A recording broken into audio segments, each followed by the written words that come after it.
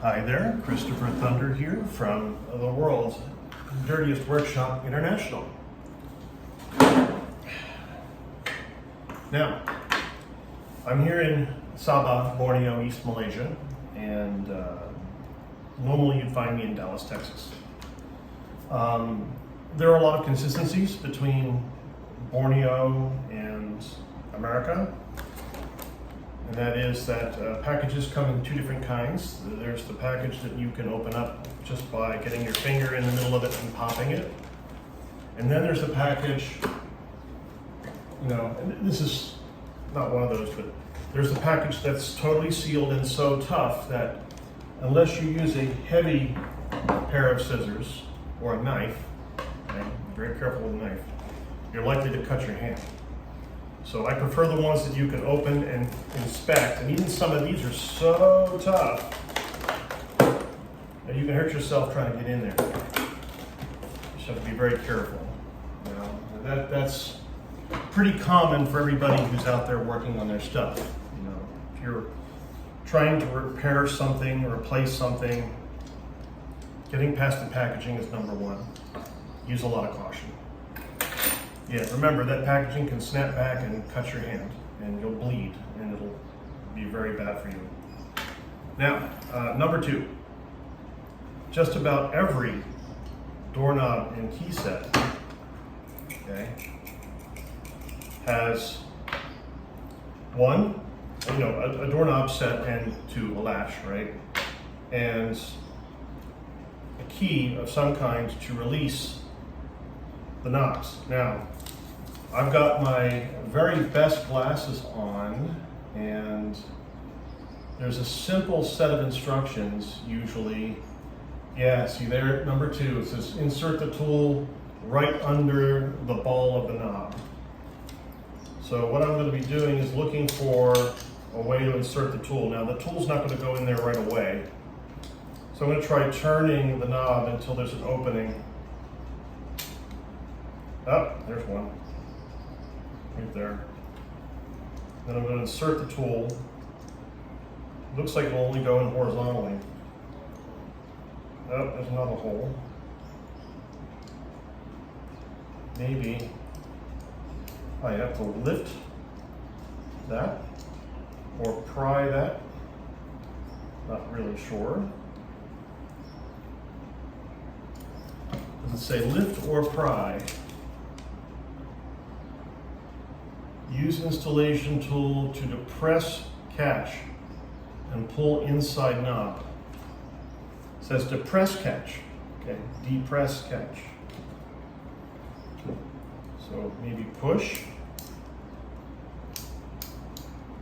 and try and separate the knob from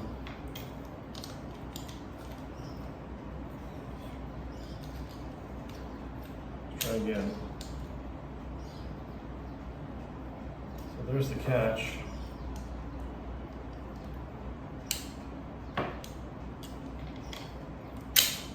Okay, so that's the doorknob release, and then the whole mechanism should come apart fairly easily one way or another. It looks like there's two catches here, and I might have to press the catch again there. So the knob will come apart. That's not the real situation here. In America, catches aren't spring-loaded. They look for the actual knob to turn, and only then will the catch slide. Now you'll see here that this catch will slide pretty easily without the doorknob being attached to it. That one in the door right now does exactly that. It moves, even with the doorknob locked, and that's pretty bad. We tried breaking into the door the other day because I locked myself out of the house, and we couldn't get into the door. We couldn't get through the door. I tried every kind of flat thing I could find, and I couldn't get the catch.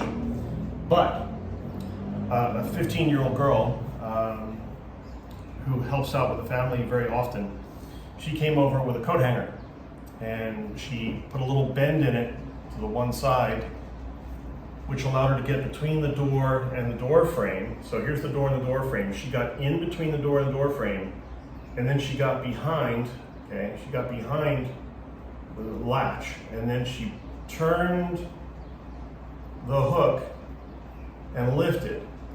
And that caused this to push inward, and she was through that door in 10 seconds. Wow. Okay, so I've locked the door, and with a coat hanger, she's through the door in 10 seconds, even with the door locked.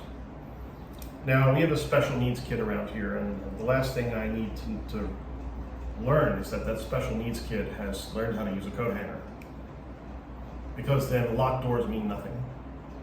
And I've got things in here that can hurt him, in tools for starter. Secondly, a laptop made of aluminum. If he drops on his toes, it will sever his toes. That's pretty bad, right? Big, heavy Apple laptop. I certainly don't want him trying to get into my laptop and play video games. I don't want that. So there's a number of things. One is safety, and two is potential damage to my systems. You know, that's pretty bad. So that's the whole purpose of this, is to try to enhance the security of the doorknob. Now, what I may be able to do is I may be able to add this striker plate to the existing striker plate and close the gap and make sure that you can't get a coat hanger in there. That's number one. Number two, I needed to get a key set, more than one key for any doorknob. So 3 is good. I'm going to make 3 keychains, and 2 of them will no longer be kept inside this house. Only 1. And that's the key to allow people to come and go. One of these will be kept in the store, and another will be kept in a private residence. So we'll separate the 3 keys, make sure that if somebody locks themselves out, that somebody knows how to get that person back in. You know, so there'll be multiple people with knowledge of how to get into the house.